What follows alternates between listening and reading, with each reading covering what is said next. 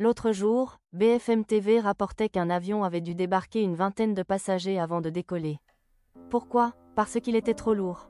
En aviation, la règle est simple, le poids maximum au décollage n'est pas négociable. Dépasser ce seuil, c'est aller droit au crash. Un responsable sanitaire, entendant cela, a lâché une phrase qui a fait mouche.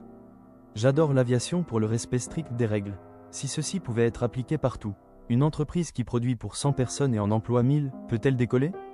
Les hôpitaux autonomes du Congo qui croulent sous les arriérés de salaire en sont une illustration. Et qu'un père qui gagne 200 000 francs CFA et 10 enfants, peut-il réellement subvenir à leurs besoins? Autour d'un verre, des médecins ont ajouté leur grain de sel. Exemple frappant, les recettes annuelles de l'hôpital de Loandjili ne couvrent même pas sa masse salariale d'un seul mois. Comment une structure ainsi plombée peut-elle fonctionner? C'est un avion qui roule sur le tarmac, mais les ailes trop chargées pour jamais quitter le sol. La discussion a pris un virage inattendu quand un collègue a entonné une célèbre chanson congolaise.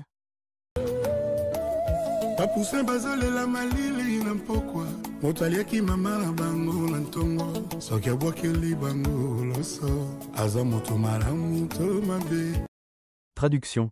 Si celui qui a mangé la poule le matin nourrit les poussins le soir, est-il un bienfaiteur? Le parallèle est troublant. Oui, ces hôpitaux sont surchargés. Mais cette surcharge a permis à beaucoup d'y trouver un travail, donc de nourrir leurs enfants. Sans cette souplesse, beaucoup n'auraient jamais eu cette chance. Alors, faut-il condamner un système lourd et bancal, ou le remercier d'offrir, malgré tout, une planche de survie à des milliers de familles? Si ce contenu vous plaît, n'hésitez pas à liker ou à suivre notre page pour plus de publications d'éducation à la santé.